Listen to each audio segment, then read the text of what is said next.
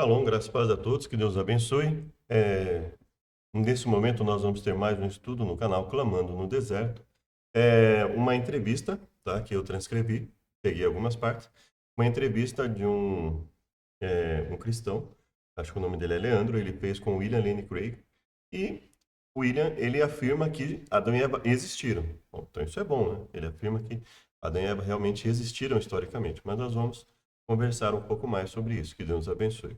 Pai querido, nos dê a tua sabedoria, que tudo que fizermos seja para a tua honra e glória. Nós imploramos em nome de Jesus. Amém. Então vamos lá? Adão e Eva existiram? Então, olha, nessa entrevista profunda e esclarecedora, o Dr. William Lane Craig responde as principais dúvidas, né, em busca do Adão histórico, né, sobre o seu livro. Então, por que ele chama de mito história? Né?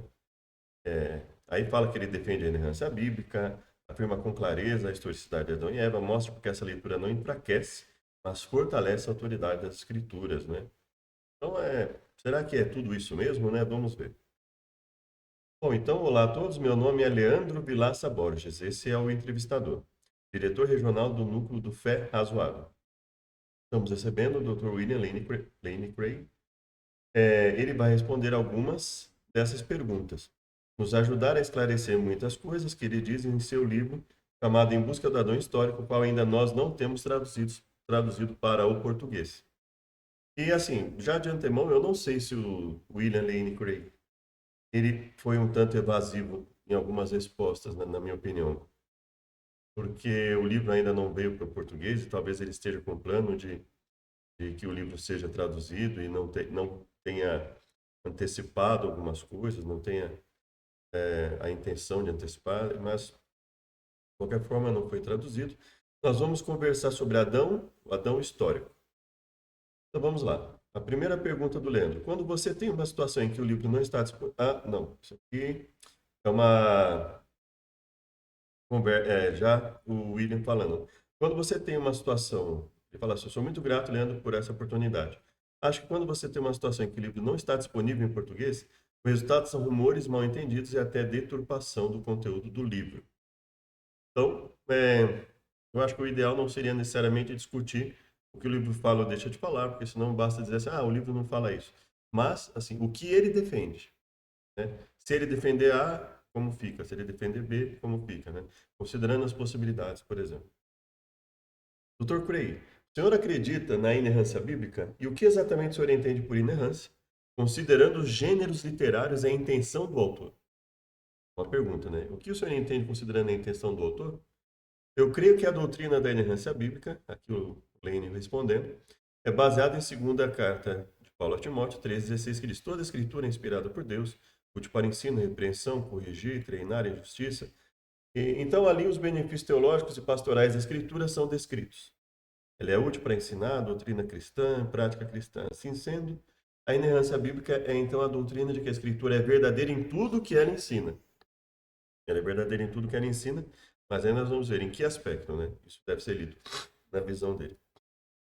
Agora, essa é uma definição sutil, pois levanta a seguinte questão sobre qualquer passagem específica da Escritura. O que essa passagem está tentando ensinar? E para responder essa pergunta, o intérprete bíblico tem que usar os princípios corretos de hermenêutica ou interpretação bíblica. E aí é uma questão, quem define esses princípios corretos e como eles são verificados, né? Considerando que hoje nós vivemos o que eu chamo, não só hoje, né, há muito tempo, uma tentativa de dominação de minorias, né? Minorias identitárias, minorias acadêmicas e minorias de outras coisas que a gente não pode falar. Mas grupos minoritários, pessoas que de repente acham que porque fazem parte de um grupo universitário, fazem parte de um determinado grupo de estudos, elas têm uma palavra mais importante, pelo simples fato delas terem estudado de maneira formal dentro de uma universidade, uma faculdade, tendo uma pós-graduação lato sensu, um mestrado, um doutorado, um pós-doc e por aí afora. Quando muitas vezes a gente sabe que isso muitas vezes faz com que ela vá por um ramo muito específico, né? Nessas coisas, e ela acaba muitas vezes se tornando um certo de arauto da verdade ali que não pode ser questionado. Então, vamos ver.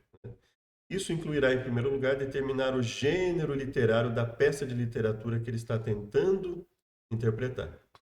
Quer dizer, e quem determina isso e como se determina isso e qual a autoridade do texto, né? Nós não vamos tratar de tudo isso, mas vamos decorrer aqui da fala dele, vamos tentar enxergar algumas coisas, né?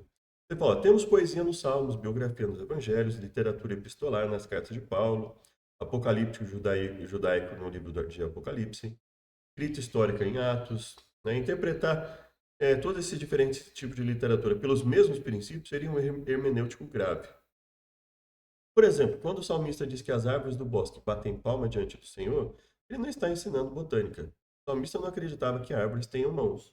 Então, assim, veja que ele começa falando daquilo que é óbvio, né?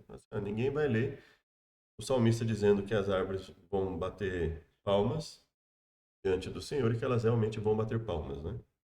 Está escrevendo poesia que é frequentemente figurativa em sua linguagem. Similarmente, quando o livro de Apocalipse diz que haverá um dragão vermelho que varrerá um terço das estrelas do céu, não está ensinando astronomia. A questão então é quando, então assim, ele pega elementos que são evidentemente simbólicos, evidentemente falam de algo. Então, as árvores batam palmas. Então, o salmista quer dizer ali que todos de alguma forma louvam ao Senhor. Todos, em que sentido, né? Por exemplo, mostrando o seu poder, né? Então, mesmo você olhando, por exemplo, para as árvores do bosque, você vai ver ali a grandeza de Deus e etc. Né? Então, nós não vamos ler o salmo aqui nesse momento, porque até aqui não há muito o que se preocupar. Né? A questão então é quando chegamos a Gênesis capítulos 1 a 11. Qual o gênero literário dessa peça de literatura? Todos os estudiosos do Antigo Testamento reconhecem que os primeiros 11 capítulos de Gênesis, a chamada história primeira, se apartam das narrativas patriarcais e começam no capítulo 12. Então vejam, para mim a entrevista já começou ruim. Quando alguém tem que apelar a esse tipo de fala, a todos os estudiosos do Antigo Testamento dizem isso, há um consenso científico sobre aquilo. Toda vez que alguém tem que apelar para isso, assim, não vou dizer toda vez, mas assim, em partes daquilo que eu assisto ou daquilo que eu leio, quando alguém tem que apelar a isso, geralmente ela sabe que tem uma argumentação frágil. Então ela precisa se apoiar em várias pessoas, em várias autoridades, para dar um ar de superioridade ao que ela está falando, né? Então, e geralmente isso me incomoda um pouco, né? Às vezes incomoda até bastante, né? Dependendo da forma como a pessoa fala, né? A questão é então que tipo de literatura é Gênesis 1 a 11? Essa será uma grande parte do meu livro, fazer uma análise do gênero literário desses capítulos para determinar o que eles estão nos ensinando. Quais são nossos compromissos bíblicos como cristãos que creem na Bíblia? Só a título de curiosidade, nós vamos pegar alguns pontos aqui de Gênesis. E é claro que aqui não está na língua original, né? Mas supondo que boa parte do que está escrito nas traduções em português, que boa parte, ainda que não tudo, que boa parte tenha sido corretamente traduzido, que a essência do texto esteja aqui, então nós vamos ver, por exemplo, no princípio criou Deus os céus e a terra. Qualquer que seja a configuração que você queira dar para céus, seja céus como uma parte do que existe, seja céus como apenas o horizonte próximo, observável, seja céus como o universo, é algo que existe. A Terra, também nós estamos falando de algo que existe. Né? Águas existem. Né? Abismo, face do abismo, né? Trevas sobre a face do abismo. O abismo, no sentido bíblico, aqui também existe. Luz existe. Divisão de dia e noite. A divisão do dia em tarde e manhã. A expansão, né? O horizonte observável existe. Separação entre águas e águas. Céus, né? O ajuntamento das águas e a separação do planeta em porção seca e porção com águas, né? Mares, etc. Erva verde, semente, árvore frutífera, fruto, né? Tudo isso aqui, ele está falando de algo literal. Está falando de algo literal. Ele está usando termos literais, tarde e manhã, que ele vai usar toda todo o seu escrito até, né, tanto no Gênesis, os livros até Deuteronômio vão usar o termo tarde e manhã e etc.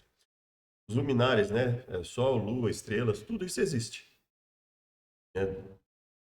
Ah, foi tarde de manhã o dia quarto, produz as águas abundantemente répteis de alma vivente, tudo isso existe. Grandes baleias, a multiplicação dos seres, né? Ou seja, a reprodução dos seres existe, né? Então, tudo isso existe aqui. O homem existe, né? É, homem e mulher os criou, então existe, né? Veja, erva que dê semente, os animais, veja, tudo isso aqui existe no capítulo 1. Tudo isso existe. Vamos passar para o capítulo 2, né? O sétimo dia, uma semana de 7 dias existe, né?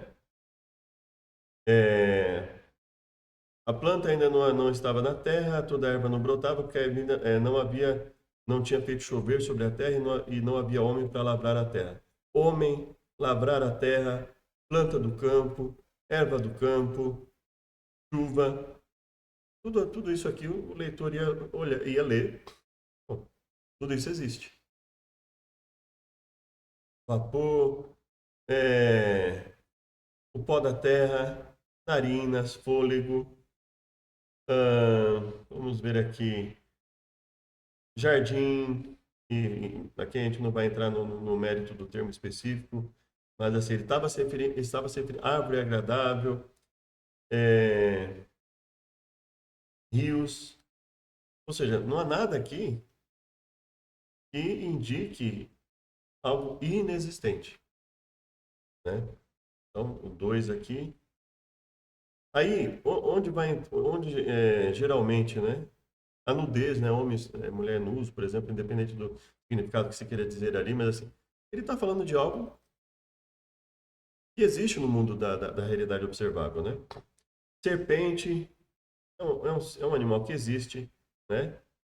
Aí quando ele fala que, por exemplo, o sentimento de vergonha de se esconder existe, né? Ah, quando fala aqui, por exemplo, maldito é mais do que todos os animais do campo. Deus está definitivamente dizendo que foi uma serpente real que atuou ali, né? É uma maldição real. Aqui é onde eu acho que começa o enfraquecimento da literalidade, não pelo texto, mas pelo intérprete achar que ele pode simplesmente determinar que aqui não é uma serpente real que atuou, por exemplo. Ah, não, isso aí é inverossímil e tal. Então ele desconsidera pelos elementos que não estão no texto, ou seja, como isso aconteceu. O texto não explica como isso aconteceu. O texto não explica como a serpente falou. Mas ele tem um paralelo, o texto tem um paralelo. Quando nós vamos ver, por exemplo, um outro texto em que há um animal e um ser diferenciado fala por meio daquele animal e o profeta vai e até fala ali, responde, né? Ele está tão tenso, está tão nervoso, ele responde ali, etc. Aquilo mostra para nós que a consideração da fala do animal é um indicativo de que algum ser estava manipulando o animal para dar a impressão que o animal realmente estivesse falando por si mesmo. Então existem paralelos, veja, até aqui a Bíblia ela tem o cuidado de mostrar um paralelo, então assim, bom, se isso aconteceu aqui, se eu tenho um ser fazendo um animal literal falar, por que eu não teria uma serpente literal aqui? É óbvio que não tem porquê. A grande questão, e aí nós vamos voltar para o texto para não ficar muito grande, depois a gente fala especificamente sobre isso. A grande questão é que são essas pequenas coisas que vão minando a autoridade do texto, porque existe uma tendência, e não só no estudo sobre a Bíblia, mas no estudo científico, no estudo jurídico, existe uma tendência do intérprete querer tomar a autoridade do texto para si e determinar o significado do texto segundo o que ele acha mais conveniente. Então vamos lá. Parte do meu livro, fazendo uma análise do gênero, quais são os compromissos bíblicos e vamos ver o que ele vai falar. A próxima pergunta do Leandro. É comum algumas pessoas entenderem mito como uma mentira. É comum entender o mito como uma mentira, né? Ele fala, olha, no Brasil isso acontece, entendeu? Quando o senhor descreve Gênesis 1 a 11 como mito história, eu gostaria de saber o que o senhor está afirmando e o que o senhor não está afirmando. Vamos ver o que ele fala.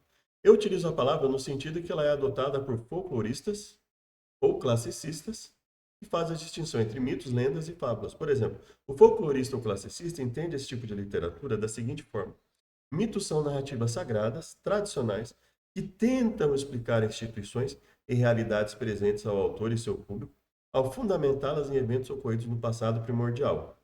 E note que essa definição não diz nada sobre a verdade ou falsidade dessas narrativas. Então ele respondeu não respondendo, né? Não sei se vocês já ouviram, né? Eu nunca me preocupei em saber se foi verdade ou não, quando perguntaram a um certo político no Brasil, né? Ele bebia, né? Resumidamente, eu entendo que acho que foi mais ou menos assim a história. E aí ele respondeu assim: bêbado porque é líquido, se fosse sólido, comê-lo-ia. Eu responde não respondendo absolutamente nada, né? Então, assim, eu vou segundo a questão dos folcloristas e classicistas. Bom, mas se um termo não diz nada sobre a verdade ou falsidade dessas narrativas, então, no mínimo, ele está usando um termo impreciso.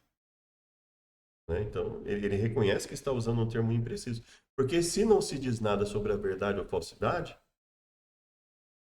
então ele não está usando um termo que deixe especificado, aberto, evidente para a pessoa que está lendo o termo em si, que aquela narrativa é verdadeira. É um tipo de literatura que tenta fundamentar realidades presentes de uma cultura em eventos no passado pré-histórico.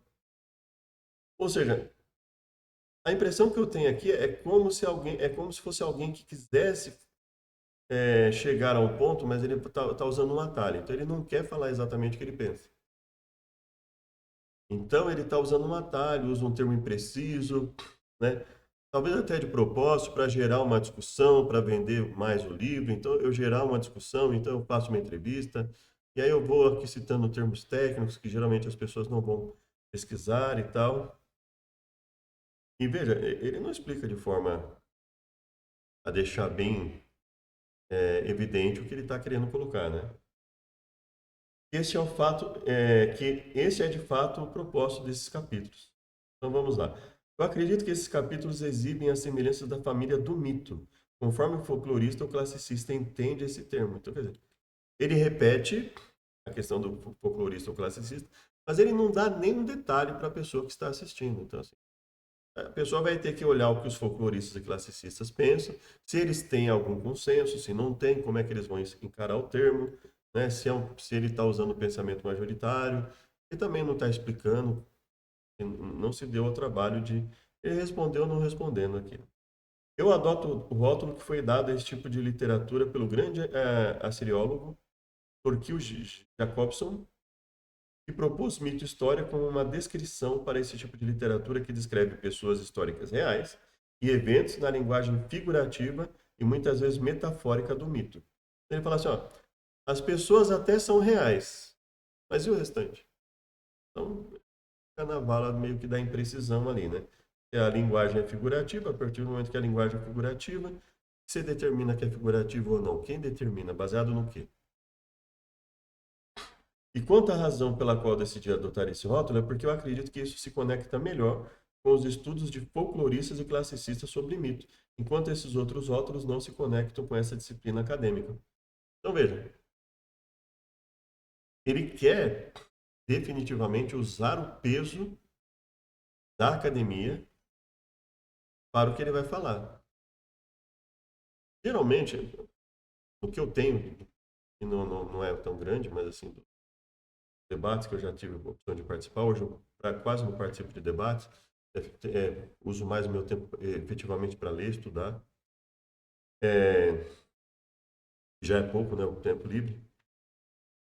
Mas assim, às vezes quando eu assisto um vídeo, quando alguém se preocupa demais em enfatizar que ele está se baseando no conceito acadêmico, é porque ele não tem uma base muito sólida. Então, como ele não tem uma base muito sólida, ele não quer se comprometer, ele não quer dar a cara a tapa muitas vezes para falar, no sentido de explicar de forma mais abrangente. Falar, segundo os acadêmicos, o consenso acadêmico, segundo A, segundo B. Então, a pessoa geralmente vai fazer isso. Quando um médico se preocupa, imagina que você vai para um hospital. Se um médico se preocupar demais em te falar que ele está fazendo é um consenso acadêmico, é isso, é aquilo, é aquilo outro, assim, geralmente você vai suspeitar, porque essa não é a atitude geralmente que os médicos têm, né? Até, o contrário também não é legal, né? Mas quando alguém se preocupa demais, então você imagine você chegando na sua casa, imagina que você, sei lá, você pagou para construir uma casa para você. De repente você olha a casa cheia de trinca, de assim, o telhado está torto, tem goteira dentro da casa, né? O reboco está esfarelando, por aí afora. Aí você vai morar na casa e fala, olha, mas essa casa está bem feita, e o cara começa a te fazer um discurso. Olha, segundo essa casa foi feita segundo os melhores padrões da engenharia civil, as melhores técnicas foram utilizadas e tal.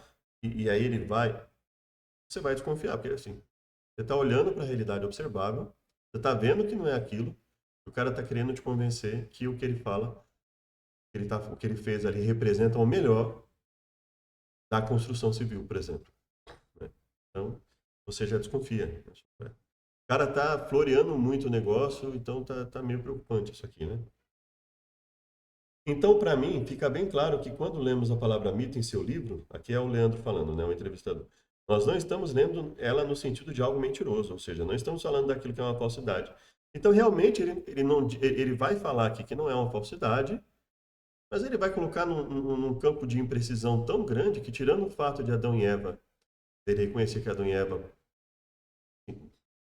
primeiro ele fala que são reais, mas depois ele coloca isso numa linha tão tênue, numa linha tão frágil, baseada apenas numa fala de Paulo, né? E fica uma coisa estranha, no mínimo estranha ali, né? Mas ele realmente, abertamente, ele não fala que seria uma falsidade, nada disso. Ele responde assim, eu escrevi esse livro com uma defesa vigorosa, talvez não tão vigorosa assim, né? Da historicidade de Adão e Eva, vamos ver, né, posteriormente, como casal fundador da raça humana neste planeta. Isso é, todo ser humano que já viveu é descendente desse casal original. Portanto, estou defendendo que eles são históricos, como também estou defendendo a ancestralidade comum, universal da raça humana. Quanto ao que me levou a isso hermeneuticamente, foi primeiramente uma análise da própria história primeva, de Gênesis 1 a 11. Pareceu-me que essa seção de Gênesis exibe muitas das semelhanças de família do mito que eu já mencionei, mas esses capítulos também são estruturados por um padrão de genealogias de descendência de antepassados. Então, veja, ele reconhece que mesmo nesse intervalo, há capítulos com um padrão genealógico que fala de realidades, né? Então, assim, mas existem muitas semelhanças da família do mito, mas assim, não especifica nem genericamente ele vai colocar exatamente as semelhanças, né? Então, veja que, assim, ele está jogando, ó, nós estamos a 12 minutos. Ele está jogando na vala da imprecisão as coisas, tá? Não, na genealogia eu até achei, assim, coisas que podem ser classificadas como padrão genealógico, que... Então, vamos lá, né? Essas genealogias se fundem perfeitamente nas narrativas patriarcais em Gênesis 12. Então, quer dizer, então ele reconhece que existe, na genealogia de Gênesis 1 a 11,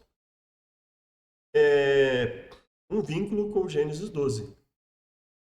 Mas se existe um vínculo da genealogia anterior com o relato posterior de 12 em diante, então quem vai definir o que tem vínculo e o que não tem? Baseado no quê? Né? Eu comecei a fazer alguns vídeos, né? Parei, posteriormente eu pretendo fazer. O que Jesus disse e o que Jesus não disse. Acho que você já teve a oportunidade, né, de ler esse livro. E logo na capa, eu não vou pegar ele aqui para não perder tempo, mas está escrito assim, capa no interior do livro. A maior autoridade, né, pelo menos era na época colocada assim, a maior autoridade, né, no assunto e tal. E quando você vai ler o livro, o autor ele faz determinadas conclusões que em termos, pelo menos ao meu ver, em termos lógicos, são muito ruins. Ele faz generalizações. Então, veja que a impressão que eu tenho é que muitas vezes uma pessoa, quando ela tem um... Parece que, em alguns casos, né? Em alguns casos, pelo menos, parece que quanto mais a pessoa se especializa em algo, mais ela se sente na liberdade de não refletir sobre o que ela vai falar, de colocar qualquer coisa que passa na cabeça dela quando ela vai analisar um texto, alguma coisa, né? Então vamos lá. Vamos colocar aqui. É preciso dizer que muitas referências a Adão no Novo Testamento não precisam ser interpretadas como se referindo à pessoa histórica. Mais uma vez, ele joga na bala da imprecisão. Quer dizer, quais são essas referências? Não vai colocar. Tá? Elas podem estar apenas se referindo a uma figura literária nas histórias de Gênesis 2 e 3, como eu poderia me referir a Robinson Crusoe, sem pensar que estou me comprometendo com a sua historicidade. Mas em Romanos 5, Paulo afirma que, como resultado do pecado de Adão, o pecado entrou no mundo e a morte veio pelo pecado, e assim a morte se espalhou a todos os homens, porque todos pecaram. Em outras palavras, Paulo atribuiu ao pecado de Adão efeitos não apenas no mundo da história de Gênesis 2 e 3, no mundo real em que vivemos. Isso mostra que Paulo as considerava pessoas históricas reais. Veja aqui, é um segundo problema que eu vejo também na interpretação. Ele acabou de falar, lá para cima, eu vou analisar segundo os elementos do próprio texto, de Gênesis 1 a 11, capítulos 1 a 11. Então ele fala que não, aqui eu vou, porque assim, porque teve alguém que eu aceito como sagrado, seria Paulo, e coloca eles como pessoas reais, inclusive fala do resultado real. Quer dizer, ele está desconsiderando o texto. Então, porque Paulo, que foi querendo ou não, ele foi um intérprete bíblico, né? Ele está colocando a sua posição a respeito do que ocorreu lá, ele está colocando que isso faz parte do mundo real, e ele deixa, ele está dizendo, ó, baseado no que Paulo está dizendo, eu vou considerar que aquilo está correto. Pelo menos aqui é mais ou menos aquilo que ele coloca. Ó, Paulo atribuiu ao pecado de Adão efeitos não apenas no mundo da história, né? No mundo real em que vivemos. Isso mostra Paulo as considerava as pessoas históricas reais. Então, já que Paulo considerou pessoas reais, eu vou considerar pessoas reais. Quando, ao meu ver, é o contrário. Bom, ou seja, o que Paulo está falando coincide com a estrutura do texto. Paulo está tratando como pessoas reais, obviamente ele leu o texto e falou, não, aqui a característica do texto mostra que são pessoas reais. Então, meio que ele tira a autoridade do próprio texto, que é o relato de Gênesis 1 a 11, para colocar a sua base para crer que são pessoas reais em Paulo. E isso, e aí a pessoa fala, não, mas ele está validando o texto bíblico. Não, não está. Ele não está validando o texto bíblico. Está validando o texto de Paulo, ao mesmo tempo que ele está enfraquecendo o texto de Gênesis 1 a 11. Então, ele está, ao meu ver, ele está dizendo aqui o seguinte, bom, se eu fosse considerar o texto de Gênesis 1 a 11, talvez eu não tivesse tanta convicção para falar. Mas já que Paulo fala que são históricas, já que a estrutura que Paulo coloca de consequências mostra que são pessoas históricas reais, então eu vou aceitar. Ou seja, é como se ele sutilmente tivesse, ou não tão sutilmente assim, na minha opinião, diminuindo a autoridade do texto de Gênesis 1 a 11, e diz assim, eu vou aceitar porque Paulo colocou assim, tá? Entre outras coisas, talvez, né? Aí depois mais uma pergunta do entrevistador Leandro. Existem críticos aqui no Brasil que dizem que o senhor interpreta Gênesis 1 a 11 com base na ciência. Isso é realmente verdade? E aí você vai ver que no decorrer da entrevista ele vai oscilar entre dizer que não e na prática considerar que sim. Isso não é verdade. Quem está dizendo isso ou não leu o livro ou entendeu muito mal. Aqui na verdade não seria uma pergunta, eu creio, né? O que eu deixo bem claro logo no começo do livro é que precisamos colocar a ciência moderna entre parênteses, deixá-la de lado e analisar essas narrativas antigas, como elas teriam sido compreendidas pelas pessoas daquela época, como o autor e sua audiência teriam entendido essas narrativas. A questão é, a forma como o autor escreveu permite que tipo de leitura? Se você colocar como a audiência teria entendido a narrativa, sem que essa base esteja no texto, a pessoa simplesmente está transferindo a autoridade do texto para o intérprete. Isso é muito comum, né? Nos textos, por exemplo, quando se vai falar no Brasil, por exemplo, em Constituição Federal, nas leis, né? Não, porque o método de interpretação literal, a gente ouve isso às vezes, né, de pessoas ligadas ao direito, né? É o pior método, tem considerado diversos fatores. Na prática, o que acontece é o seguinte: você lê uma coisa na Constituição e na prática não está valendo mais, está escrito daquele jeito, mas então a gente tem fenômenos como mutação constitucional, né? É, a meu ver, assim, a grosso modo, é assim: você vai ler uma coisa na Constituição, mas aquilo já não está valendo, está escrito daquele jeito mesmo. Então você tem pessoas que determinam quando a Constituição disse mais ou menos que deveria, e quando isso ocorre no aspecto legislativo, por exemplo, então você vai ter uma mudança real. O texto vai mudar realmente. Mas quando isso não acontece no mundo legislativo, acontece no mundo jurídico, do judiciário, está escrito uma coisa, mas aquilo já não tem valor da forma que está escrito, já se utiliza de outra forma.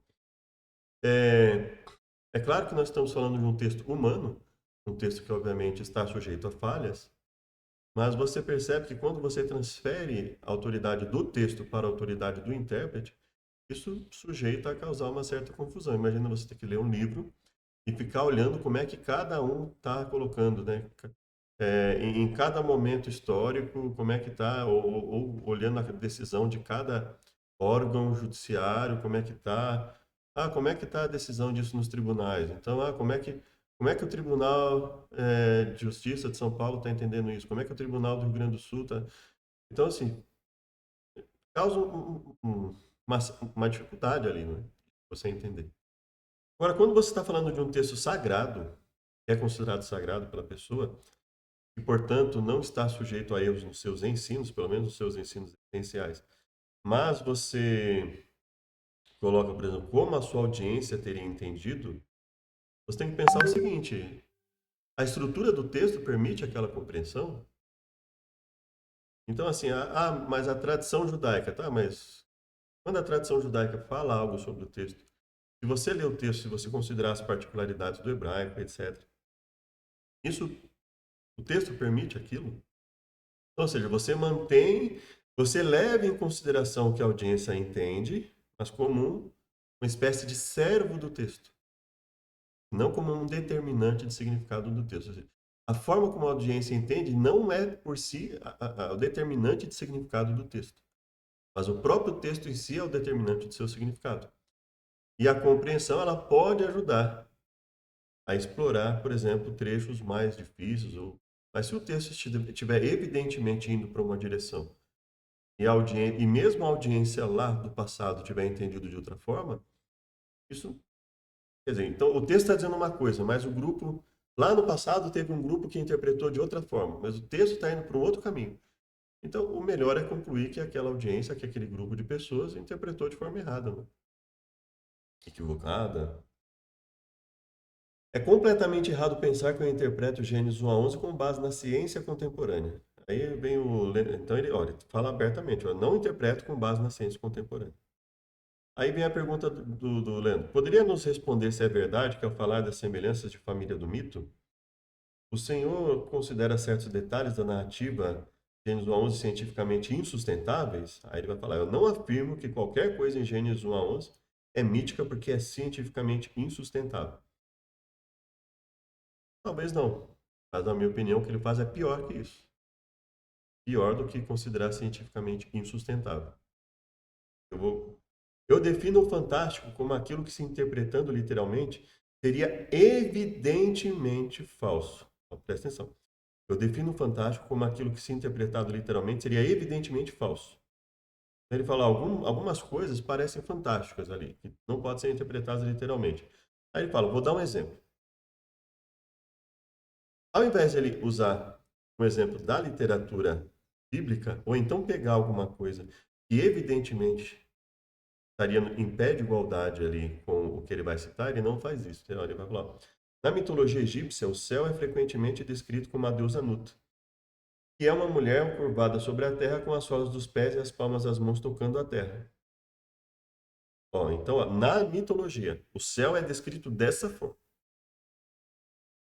Veja que ele vai sair da autoridade do texto e vai para a autoridade do intérprete. Veja o que ele vai falar. Nenhum egípcio antigo, olhando para o céu, esperaria ver o corpo nu de uma mulher pairando sobre ele. Isso era a linguagem figurativa ou metafórica. Veja, eu não posso determinar que o texto é uma linguagem figurativa ou metafórica pela forma como o egípcio antigo iria esperar enxergar o céu. Eu tenho que analisar o que o texto está dizendo. Quando o texto fala que o céu é frequentemente descrito como uma deusa Nut, uma mulher curvada sobre a terra, com as solas dos pés, as palmas da mão tocando a terra, o texto está colocando isso de forma que permite ser interpretado como linguagem figurativa ou metafórica, ou o texto está colocando isso como se fosse uma linguagem que deve ser interpretada de forma literal. Então, isso, para mim, é um grande problema que acontece sim, muito, né? Isso tem acontecido muito. A ideia de se tirar a autoridade do texto, tirar a autoridade do texto e passar a autoridade para o intérprete. Então, já que o intérprete não enxerga isso na realidade observável, isso só pode ser figurativo. Não, pode ser simplesmente errado. Ou o texto poderia simplesmente ter se referido a uma realidade passada. Então, veja, eu não posso colocar como determinante de significado o que o intérprete pensa ao ler o texto, porque ele olha para a realidade e não enxerga aquilo. Eu tenho que olhar para o texto. É claro que nenhum antigo egípcio teria levado isso ao pé da letra. E argumento que há muitos elementos de Gênesis 1 a 11 que são assim, que se levarmos ao pé da letra, então são claramente, então lá fala evidentemente, claramente falso. Se eu levar isso aqui ao pé da letra, isso aqui é claramente significa assim, você bate o olho, você vai ver que é falso, que não tem como ser verdadeiro, né? Então, veja que ele enfatiza muito essa questão. Nenhum antigo egípcio levaria isso ao pé da letra. Bom, eu tenho que ver. O antigo egípcio não iria levar ao pé da letra por conveniência, porque isso tornaria o relato insustentável,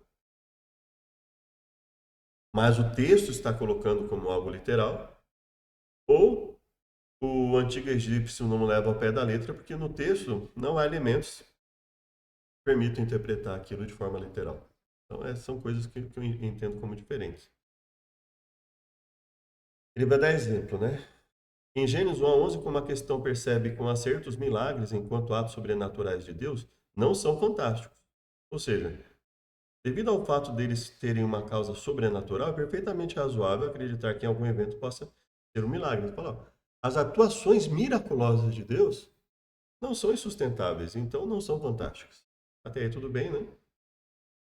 Assim, se um milagre ocorre, é, isso não é palpavelmente falso. Então, eu não rejeito como fantástico algo que seja milagroso. Então, veja só. Olha, para mim isso foi, assim, me admira que um homem tão habilidoso com as palavras, ele, ele tenha usado esse tipo de argumentação.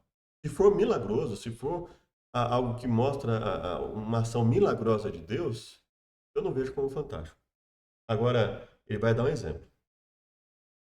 Deixe-me dar um exemplo. Em Gênesis 2 e 3, você encontra descrições de Deus como uma espécie de divindade hominoide, ou humanoide, eu não sei como é que ele eu não lembro como é que ele falou lá, que caminha no frescor do jardim à tarde, procurando Adão e Eva, que se escondem entre os arbustos e os chama, dizendo: onde vocês estão? Essa descrição antropomórfica de Deus é completamente inconsistente com o Deus transcendente descrito em Gênesis capítulo 1, que no princípio criou os céus e a terra. Portanto, sabemos que o autor do Pentateuco está simplesmente usando linguagem antropomórfica para descrever Deus nos capítulos 2 e 3. Ele não acreditava que Deus tem um corpo físico e anda pelo jardim. Nós sabemos disso por causa do capítulo 1. Assim você percebe que não se trata de ser cientificamente sustentável ou não, mas sim se é consistente com o que o autor do Pentateuco ensina sobre Deus em outras passagens. Ora, mas quem garante que o autor esteja apenas usando uma linguagem antropomórfica? Considerando que, assim, a gente não vai ler o texto, tá? Nós vamos colocar assim, a Bíblia vai lá, fala assim, ó, Deus criou os céus e a terra, ele é capaz de tudo isso, ele é extremamente potente. E aí, de repente, a Bíblia fala assim, então Deus começa a andar como ser humano aqui na terra. Veja bem, a Bíblia fala, ó, Deus todo-poderoso e tal, né? É, aqui ainda não dá para enxergar como todo, mas dá para enxergar assim. Poder muito grande para criar tudo isso, com a complexidade que existe, um poder muito grande e tal. E aí, de repente, a Bíblia fala assim, ó, Deus está andando agora como um ser humano aqui na Terra. Ele se, ele está aparecendo como um ser humano, está andando aqui, procurando por Adão. E, e todo o contexto, todo o capítulo 1, capítulo 2, capítulo 4, 5, principalmente, 5, 6, 7, tudo aquilo está seguindo um padrão de um relato histórico, coisas que aconteceram. Aí você vai ler, você vai pensar o quê? Não, isso aqui não pode ter acontecido. Quer dizer, os milagres podem ter acontecido. Deus ter criado o universo, Deus ter criado o planeta, Deus ter feito tudo isso pelo poder da sua palavra, Deus ter realizado milagres, tudo bem. Mas Deus se materializar e andar aqui no planeta como um ser humano ou um humanoide, alguma coisa assim, né? Então, isso não poderia. Você percebe o absurdo? Você percebe como essa característica, essa questão é imposta? Ah, não, isso tem que ser uma descrição antropomórfica. E isso é completamente inconsistente com Deus transcendente. Bom, não é inconsistente, porque se você pensar que esse ser tem um poder imenso, que não se pode mensurar, então qual seria a limitação para ele se materializar e andar aqui como ser humano? Então é algo que nós sabemos disso por causa do capítulo 1, né? E nós lemos aqui o capítulo 3, né? Então veja só. É, e ouviram a voz do Senhor Deus, que passeava no jardim pela viração do dia. Imaginando que se passeavam pelo jardim, que andava pelo jardim quando soprava a brisa do dia, você vai ler isso aqui e vai falar, nossa, isso aqui não cabe com o Deus transcendente do capítulo 1, isso não pode, isso aqui é só... Não, você vai simplesmente pensar, bom, esse ser pode fazer tanta coisa impressionante, por que que ele não pode se materializar e andar aqui com a semelhança de um ser humano? Assim, de onde ele tirou isso? Veja, e me parece que, eu não sei, a impressão que eu tive é que talvez ele não estivesse tão bem preparado para essa entrevista. Então, ele procura se fortalecer, porque ele sabe que muita gente que vai assistir vai falar assim, bom, ele é um acadêmico, ele está falando segundo os melhores acadêmicos. E essa bajulação da academia, né? Ele sabe que, como tem essa bajulação, que no final das contas, quando ele fosse usar o argumento mesmo, por mais frágil que fosse, ah, já passou, né? Nós já estamos a 22 minutos de entrevista, né? Então, qual seria o problema? A questão é, se ocorreu dentro da história da humanidade um dilúvio, agora ele vai falar sobre o dilúvio, em escala mundial que aniquilou toda a vida terrestre na Terra, exceto aquela a bordo da arca. Não só não há evidência de que tal evento tenha ocorrido, então veja, ele não é assim, ou ele conseguiu é, derrubar tudo o que se tem a respeito ao menos da possibilidade desse evento ter ocorrido, né? Ou ele conseguiu derrubar tudo isso, que eu acredito que não, tá? E aí ele ainda fala mais, ó, mas isso é contrário à melhor evidência que possuímos. Que melhor evidência? Veja que ele não cita nenhum nem outro. Acredito eu que, de propósito, ele não teria como sustentar essa fala. Aqui não há evidência de que tal evento tenha ocorrido. Isso é contrário à melhor evidência que possuímos. O máximo que hoje, talvez alguém fazendo um estudo sobre isso poderia dizer o seguinte, olha, não há como explicar todos os detalhes do dilúvio, de um dilúvio universal, sem a interferência de uma inteligência, sem um ser inteligente interferindo pontualmente aqui e ali. Agora, dizer que não há evidência, né? Então, é, portanto, eu acho que o esforço dos cientistas criacionistas para tentar defender uma espécie de geologia do dilúvio, onde se tenta explicar a evidência com base no dilúvio, não é? É um esforço sem esperança. Mas ele, veja, ele lá ele tinha falado assim, não, eu não falo baseado na ciência. Mas basicamente o que ele coloca aqui é que eu não defendo porque a ciência, as evidências científicas dizem que não. É basicamente o que eu entendi. Posso ter entendido errado, mas eu acredito que não entendi errado. Ele efetivamente falou isso. Ele fala no começo da entrevista, não, eu não considero que esteja errado ou que você tenha que ter uma outra interpretação por causa da ciência. Depois ele está falando abertamente aqui que a questão do... Ele não cita nenhum elemento textual em relação ao dilúvio para dizer por que ele considera que não foi universal, por exemplo. Ele considera as evidências. Que evidência ele está falando aqui? Bom, só pode ser evidência científica, né?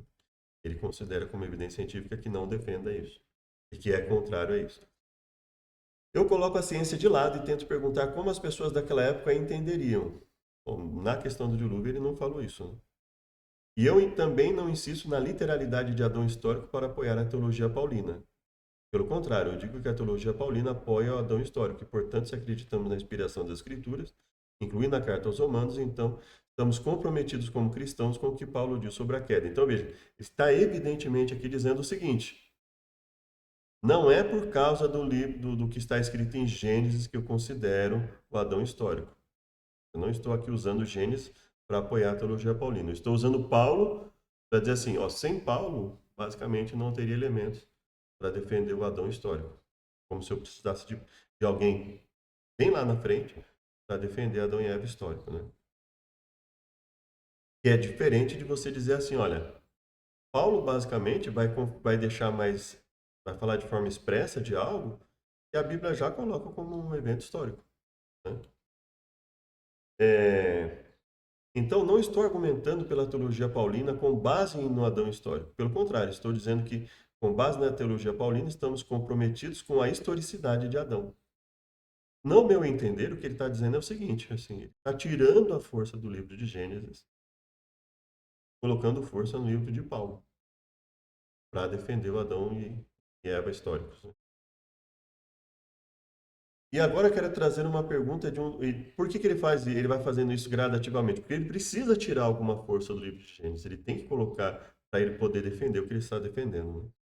E agora eu quero trazer uma pergunta de um dos nossos diretores. Aqui é o Leandro, né? De núcleo apologéticos aqui no Brasil, que é a seguinte: considerando que passagem de Gênesis 1 a 11, uma criação do homem e da mulher em Mateus 19, a história de Adão e Eva em Romanos 5, especialmente o dilúvio de Noé em segunda carta de Pedro, são citados no Novo Testamento como eventos históricos, né? A criação, a história, o dilúvio, são citados como eventos históricos, mais ainda como fundamento teológico. Como reconciliamos essa leitura com a classificação de Gênesis 1 a 11 como mito e história? Aqui é onde eu acho que a explicação dele foi assim, pior. Aqui é onde eu acho que a explicação dele foi mais imprecisa. De propósito, ele colocou uma explicação de forma imprecisa e assim, ficou uma mistureba aqui. Quer dizer, não dá, simplesmente não dá para saber exatamente como ele pensa. Em qualquer, o que ele quiser que seja uma mera citação exemplificativa fantasiosa no livro do Novo Testamento, ele vai considerar um tanto estranho. Assim, não me apresentou, não enxergo como base suficiente que ele colocou aqui, ficou uma coisa bem esquisita. Eu acho que essa é a melhor objeção à minha hipótese, uma que levo muito a sério e com a qual realmente lutei ao escrever o livro. Ao olhar para Gênesis 1 a 11 como uma unidade, quer dizer, ele já mostrou que não considera como uma unidade. Que o negócio, uma hora está falando de algo literal, outra hora está falando de algo que não deve ser visto na sua literalidade. Isso constitui mito histórico. História. Então, o que comecei a examinar foi como os autores do Novo Testamento citam literatura extra-bíblica. E o que eu descobri, Leandro, é que existem inúmeras citações do Novo Testamento de literatura extra-bíblica, pseudepigráfica e mitológica, a qual não queremos nos comprometer historicamente apenas porque um autor do Novo Testamento a cita. Basicamente, o que ele está colocando aqui, gente, a meu ver, mais ou menos, ó, se eu tiver que deixar de considerar o que Paulo falou como exemplo histórico, posteriormente eu vou deixar. Basicamente é o que eu entendi. Exemplos paradigmáticos estão no livro de Judas. Judas, na verdade, cita do livro Pseudepígrafo, primeiro de Enoque, capítulo 1, versículo 9. Vejam que primeiro Enoque foi uma obra pseudônima, escrita entre cerca de 400 a 200 a.C. Não faz parte do cânone do Antigo Testamento. E aqui temos Judas citando o primeiro de Enoque como se tivesse sido escrito pelo histórico Enoque. Ele mesmo, a sétima geração de Adão. Eu acho que esta é a reducta absurdo dessas provas excessivamente fáceis de historicidade baseada simplesmente numa citação do Novo Testamento. O fato é que um autor do Novo Testamento pode citar um texto extrabíblico ilustrativamente, sem se comprometer com a historicidade dele. Aí, isso aqui vai estar no livro de Judas, né? Vai estar no livro de Judas.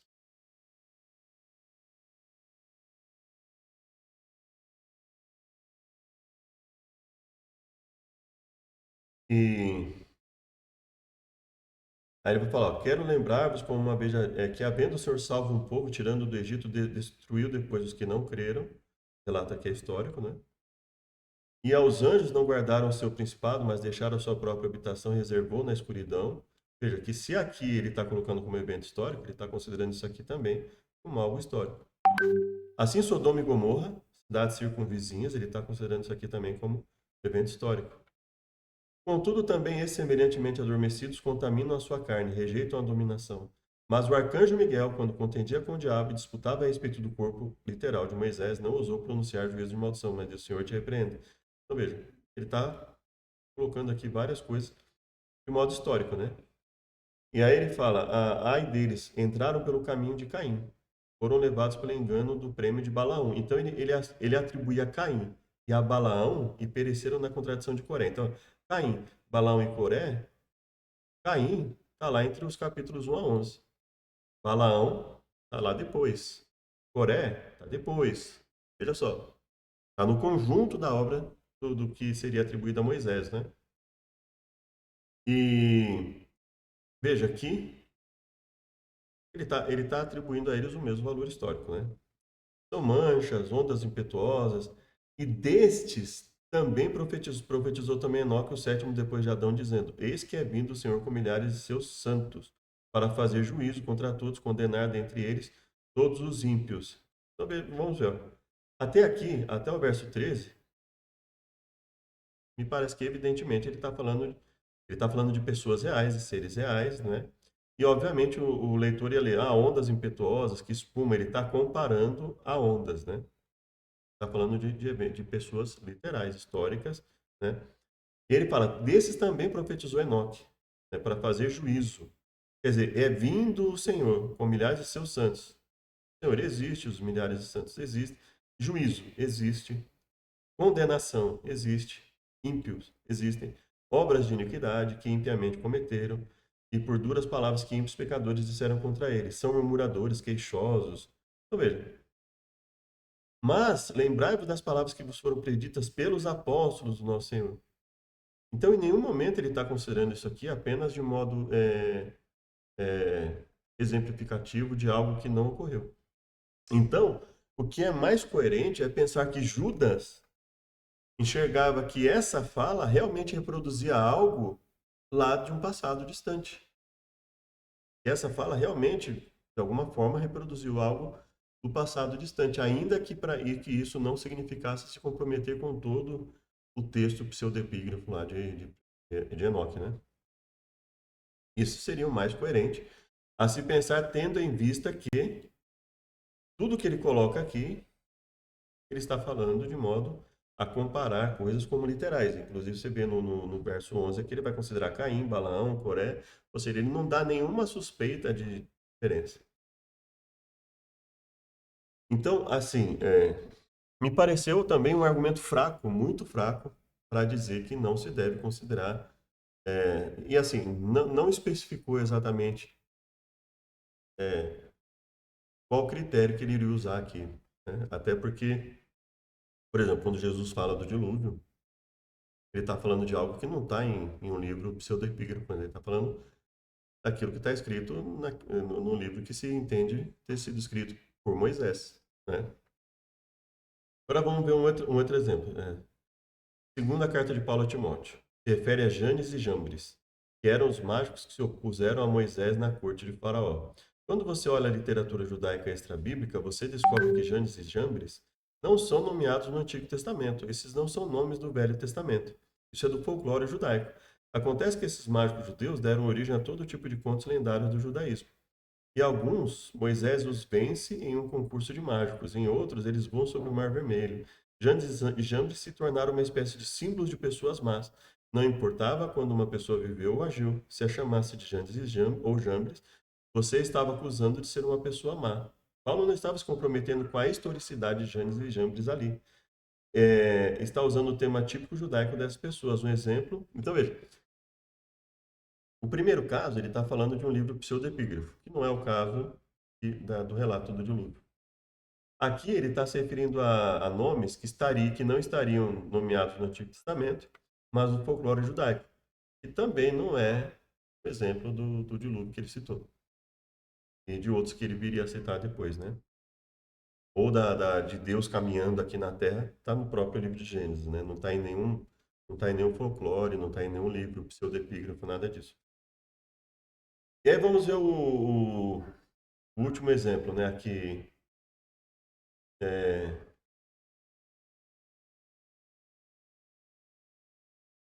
é segundo os Coríntios, em que Paulo fala sobre um poço de água seguiu os israelitas durante as peregrinações no deserto por 40 anos. Quer dizer, vamos pensar o seguinte: a peregrinação ocorreu por 40 anos? Sim. Deus estava seguindo os israelitas durante esse período? Sim. Ao olhar o folclore judaico, existe essa história sobre como havia um poço do tamanho de uma colmeia. Veja que pelo tempo, né, já vai chegar uma hora de vídeo, eu não vou entrar nos detalhes aqui. Toda noite, quando acampava, o poço se estabelecia, quer dizer, é a mesma ideia. Ou seja, o fato de que Paulo possa ter se utilizado de elementos do folclore judaico e que Judas se utilizou de um pseudepígrafo não valida nada do que ele falou até agora sobre Gênesis 1 a 11. Então, veja, o raciocínio ele não bate. Eu dizer que existem elementos no Novo Testamento que não são utilizados com base especificamente nos livros sagrados, no cânon do Antigo Testamento, chamado Antigo Testamento, isso não valida nada do que ele falou a respeito do dilúvio ou a respeito de ser um gênero mito história, né?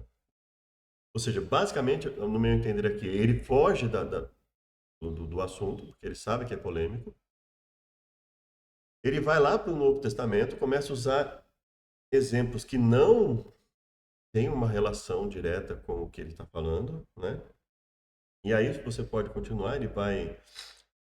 você não está comprometido com a historicidade desses eventos, a não ser que você tenha algo como em Romanos 5. Então, ele está, basicamente, o que ele está colocando aqui, né? E aí até ele vai falar, e o nível dos detalhes técnicos? Isso não é inconsistente, que é o nível dos detalhes técnicos lá em relação ao dilúvio, né? E os detalhes técnicos?